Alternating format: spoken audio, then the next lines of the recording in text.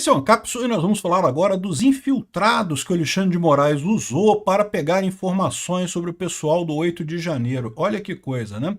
Eu venho alertando já há algum tempo, tanto do meu Discord quanto aqui em vídeos que eu faço, né, para vocês prestarem atenção nesse tipo de coisa, né? Evidentemente que tem infiltrados, você pode ter certeza que qualquer grupo que você participa tem gente infiltrada ali sabendo coisas, né? Veja, esses infiltrados que eles estão se referindo aqui não é aquela teoria, que tem gente que tem uma teoria de que quem quebrou as coisas no 8 de janeiro foram infiltrados na manifestação, pessoas que não eram da direita infiltraram.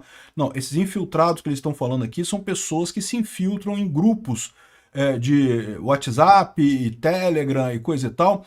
Isso existe mesmo. Tomem cuidado em grupos privados. Por mais que seja um grupo privado, vai ter gente ouvindo ali, vai ter gente pronta para pegar as informações do pessoal que está lá. E nesse caso aqui foi usado para o mal. Por quê? Porque em tese não é crime nenhum.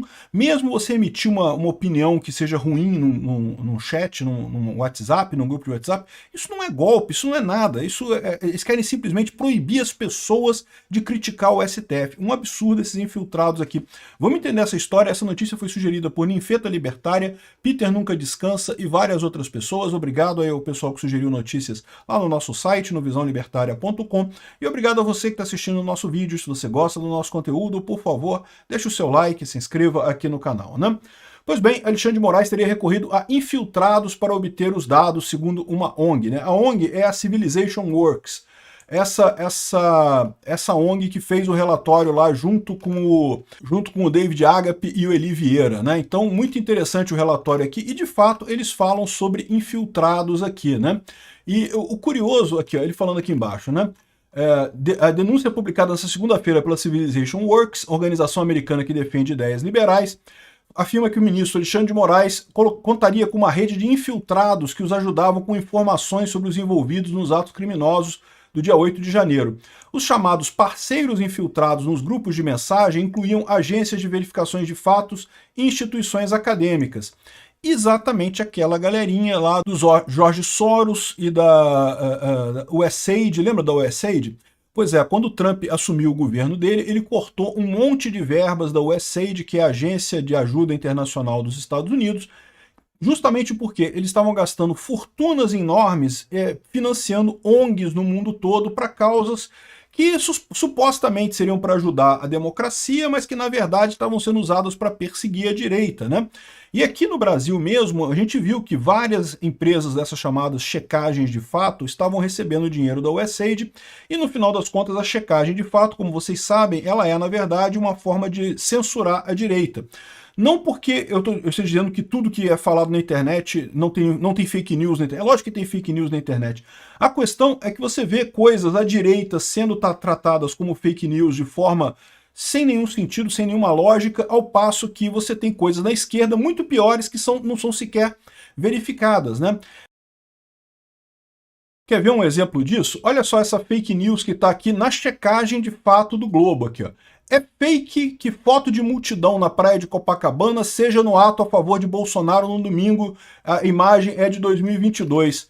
Ué, peraí, aí eles falam aqui que essa foto aqui, segundo eles, é fake. Realmente, essa foto aqui é do ato de 2022, não é de agora. Mas a impressão que dá aqui é que não teve ninguém em Copacabana nesse domingo agora, e teve muita gente, vocês sabem que teve gente pra caramba. Então repara como é que eles usam esse truquezinho de tentar desmentir uma coisa. Eles pegaram um fato, que é uma pessoa que publicou a imagem antiga aqui em Copacabana, e para dar a entender que não tinha gente em Copacabana nesse domingo, quando tinha um monte de gente em Copacabana nesse domingo. É verdade, não tinha tanta gente quanto em 2022, foi no 7 de setembro de 2022 isso daqui, realmente estava muito cheia Copacabana em 7 de setembro de 2022, né? Isso, eu estava lá também, eu vi. Mas a verdade é que sim, teve muita gente nesse domingo agora, dia 3 aqui, ó. Publicada nesse domingo, dia 3, no X, a legenda da publicação diz Brasil na rua e exibe uma multidão de pessoas vestidas de verde e amarelo carregando bandeiras do Brasil. Mas não é coisa... Ou seja, eles em momento algum botaram a foto atual. Podia ter botado a foto atual e falar, tá vendo? Tinha muita gente também hoje. Essa foto é errada. Reparou os truquezinhos que esse pessoal usa? Vai ter um monte de gente esquerdista dizendo não, que não tinha ninguém no dia 3 de agosto, agora no domingo, porque o Globo diz que é fake. essa checagem de fatos é absurda, né? Muito melhor são as notas da comunidade, porque você tem a capacidade de checar de todos os lados, não fica só os esquerdistas checando a direita, né? Mas esse pessoal que recebe dinheiro dessas ONGs todas, por isso que estão muito bem, ganham muito dinheiro com isso, foram usados, entraram nos grupos de bolsonaristas e do pessoal da direita, e eu tenho certeza que no meu Discord deve ter infiltrado lá também, tem infiltrado em tudo quanto é lugar, meu amigo. Tome cuidado com o que você fala nesses grupos, tem que prestar muita atenção. Por isso que eu faço uma moderação muito rigorosa lá no Discord e tento fazer uma moderação muito rigorosa em todos os meus sites por conta desse tipo de situação, né? Não é incomum entrar um infiltrado desse em grupos como anarcocapitalismo. A esquerda adora dizer que anarcocapitalismo é igual a nazismo, fascismo e coisa e tal, o que não é, né? Aí o que eles fazem? Eles entram como infiltrados com uma conta, aí botam um monte de mensagem lá de viva o nazismo, não sei o que lá e coisa e tal, e depois uma outra conta deles de infiltrado tira um print e fala, aí tá vendo? Olha só o que tinha lá no blog de não sei quem. Isso, evidentemente, é um absurdo, né? Isso é falho. Você tem que fazer a moderação sempre desse tipo de coisa, mas é um truque que eles usam nessa história toda aí, né? Então aqui, ó, mas nesse caso aqui é ainda pior. Por quê? Porque essas agências foram usadas para um processo investigativo que colocou pessoas na cadeia. Então, de novo, é um fato ainda mais grave. Ao terceirizar parte dos processos de inteligência para indivíduos sem responsabilidade pública, sem mandato judicial e sem supervisão legal, a mais alta corte do Brasil obscureceu a fronteira entre o dever institucional e a aplicação política. Não tinha mandatos, não tinha transparência, apenas um círculo fechado de colaboradores leais,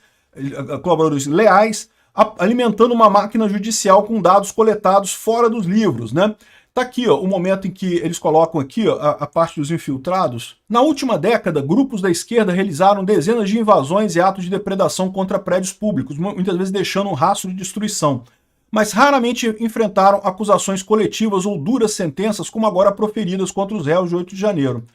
Na repercussão atual, as autoridades chegaram a recrutar colaboradores externos, ativistas políticos, universidades e agências de checagem de fato, para se infiltrarem em grupos de bate-papos privados ou descobrir postagens incriminatórias. O próprio Moraes autorizou essas ações por meio de e-mails enviados da sua conta pessoal, contornando todos os canais institucionais. Ou seja, o Moraes mandou esse e-mail para as agências, e aí fica a dica, porque eu não sei que tipo de ferramenta de e-mail que ele mandou, mas dependendo da ferramenta de e-mail que ele mandou, os Estados Unidos têm um registro, o Google tem um registro dessas coisas todas, isso pode ser obtido lá nos Estados Unidos na investigação lá. Enviamos as conversas vazadas e registros oficiais a juristas para identificar possíveis ilegalidades e avaliar se ações eram compatíveis com a Constituição e o devido processo legal, e unanimemente disseram que ultrapassaram os limites constitucionais. Ou seja, você delegar para esses grupos fazerem esse tipo de coisa, evidentemente fere a capacidade de investigação que é exclusiva da PF. A PF e o Ministério Público são os órgãos no Brasil que têm autorização para investigar. E por que só esses órgãos têm autorização para investigar? Qual é a lógica? Por que não deixa qualquer um investigar qualquer um? Porque, evidentemente, isso cria um ambiente de perseguição, né? Você vai começar a ter grupos que vão começar a investigar os vizinhos, investigar outras pessoas, e isso pode levar a perseguições terríveis. Isso já aconteceu em regimes ditatoriais, isso acontece na Venezuela, com grupos leais ao Maduro investigando vizinhos, investigando pessoas da família, investigando outras turmas. No final das contas, isso é uma coisa terrível, né? Mas esse pessoal faz isso com toda a alegria do mundo. Por quê? Porque eles são de esquerda, estão desesperados, porque estão perdendo força política, querem a todo custo se manter no poder aqui no Brasil, né? Então, esses são os infiltrados. É muito importante notar que não são os infiltrados que algumas pessoas dizem que haviam no dia 8 de janeiro. Eu, até hoje, não vi nenhuma evidência disso.